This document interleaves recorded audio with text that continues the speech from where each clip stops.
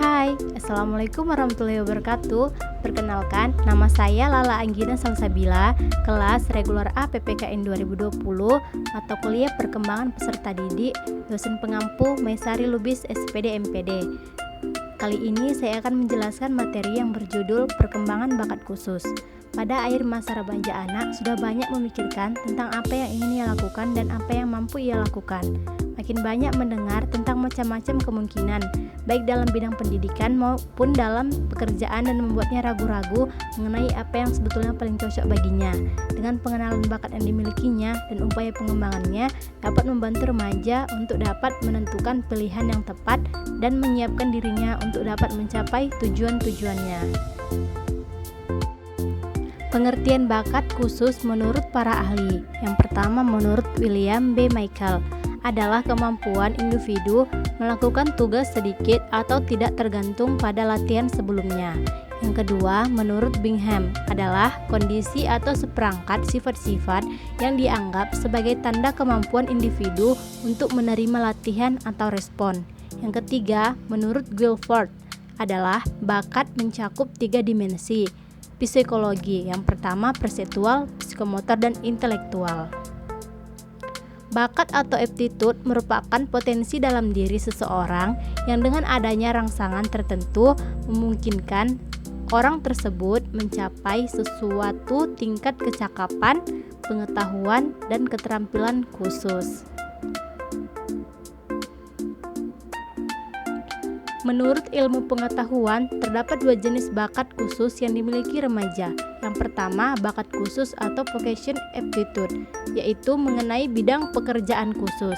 Yang kedua adalah bakat akademis atau pendidikan atau scholastic aptitude, yaitu mengenai pendidikan khusus. Hubungan antara bakat dan prestasi. Perwujudan nyata dari bakat dan kemampuan adalah prestasi.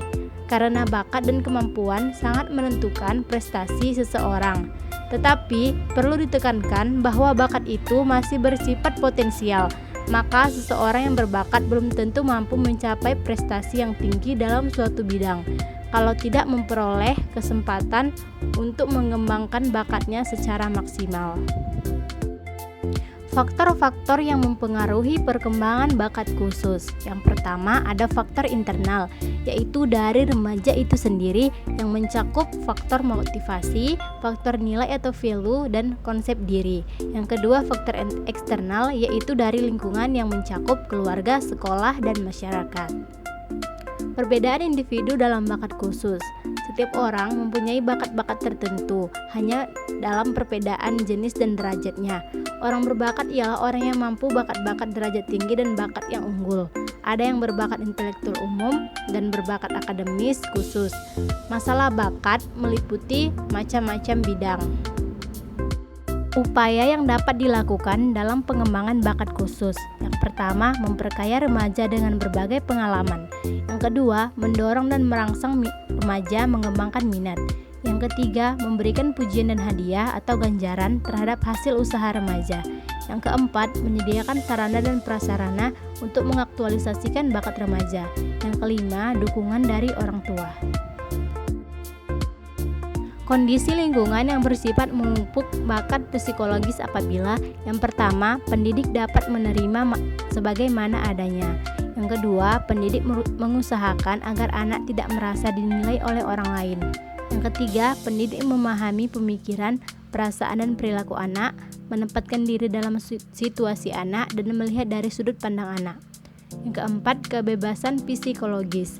Yang kelima, orang tua dan guru memberi kesempatan pada anak untuk mengungkapkan pikiran dan perasaannya.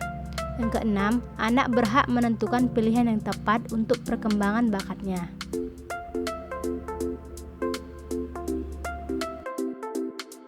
Upaya pengembangan bakat khusus remaja dan implikasinya bagi pendidikan.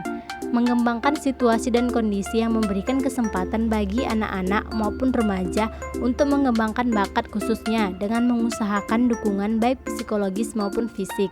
berupaya menumbuh kembangkan minat dan motif berprestasi yang tinggi di kalangan anak dan remaja, baik dalam lingkungan keluarga, sekolah, maupun masyarakat. Meningkatkan kegigihan dan daya juang pada diri anak dan remaja dalam menghadapi berbagai tantangan. Mengembangkan program pendidikan berdiferensi di sekolah dengan kurikulum berdiferensiasi. Demikian penjelasan materi dari saya, lebih dan kurangnya saya mohon maaf. Akhir kata saya ucapkan sekian dan terima kasih. Assalamualaikum warahmatullahi wabarakatuh.